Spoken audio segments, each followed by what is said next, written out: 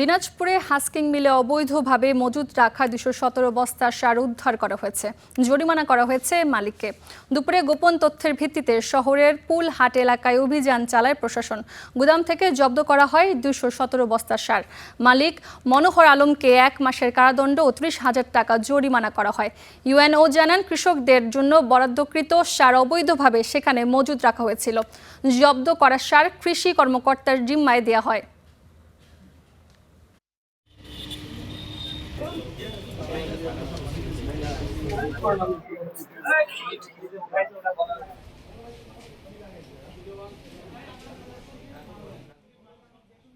এই সারগুলো যেইভাবে রাখা হয়েছে তার মাধ্যমে সার ব্যবস্থাপনা আইন ২০০৬-এর ১২ ধারা লঙ্ঘন হয়েছে।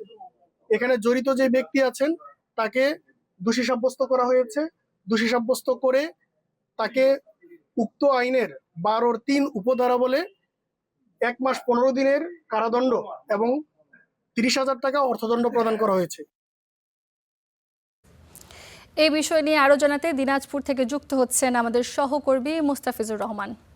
মুস্তাফিজ, আমাদেরকে জানাবেন যে জেলায় সারের চাহিদার সংকট এখন কেমন দেখছেন, সেই সাথে জানাবেন যে অবৈধ মজুতের বিরুদ্ধে প্রশাসনের অভিযান আসলে কেমন।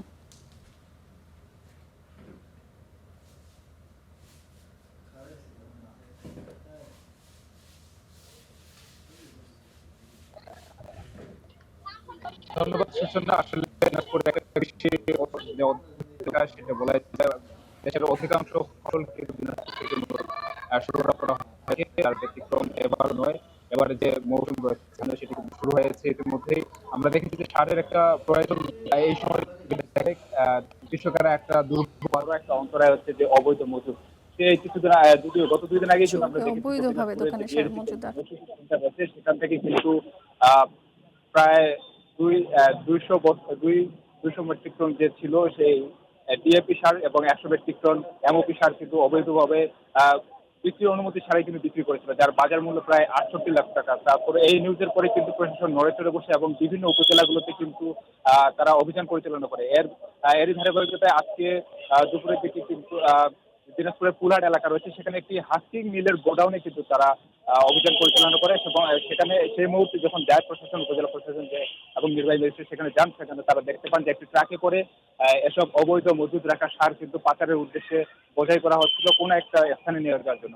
পরে তারা সেই গোডাউনটিতে অভিযান চালায় এবং সেখান থেকে ২১৭ বস্তা তার সার কিন্তু তারা জব্দ করতে সক্ষম হয়। আরেকটি তথ্য আমরা পেয়েছি যে এইসব সারের সঠিক ঠিকানা তারা বলতে না পারায় তাকে যে প্রচলিত বিধি রয়েছে সেই বিধি অনুসারে ৩০,০০০ টাকা এবং ১ মাসের বিনাশ্রম কারাদণ্ড তাকে প্রদান করেছে প্রশাসন। একই সাথে দিনাজপুরের যে কাহারোল উপজেলা রয়েছে সেখানে কিন্তু আজকে দুপুরের দিকে সেখানেও অভিযান পরিচালনা করেছে সেখানকার যে স্থানীয় প্রশাসন রয়েছেন তারা, এবং একটি দোকান থেকে তারা প্রায় ৪০০ বস্তা কিন্তু সার তারা জব্দ করতে পেরেছেন এবং তাকেও তার কাগজপত্র সঠিকভাবে না দেখাতে পারে এবং অবৈধভাবে মজুদ রাখার কারণে তাকে ৩০,০০০ টাকা জরিমানা করা হয়েছে। এর সাথে ৩০ দিনের জেল দেওয়া হয়েছে। আমরা দেখেছি যে দিনাজপুরের ১৩টি উপজেলায় কিন্তু মোটামুটি সারের চাহিদা ব্যাপকভাবে রয়েছে। কৃষক যে পরিমাণ চাহিদা তার সারের ডিলারদের কাছ থেকে দিচ্ছে, তারা সে অনুযায়ী সার পাচ্ছে না। কোথাও কোথাও বেশি দামের সার বিক্রির অভিযোগ রয়েছে।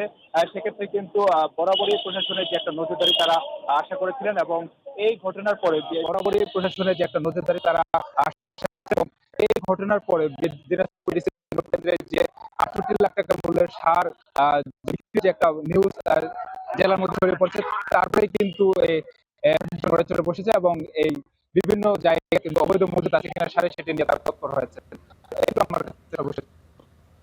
মুস্তাফিজ, আপনাকে ধন্যবাদ।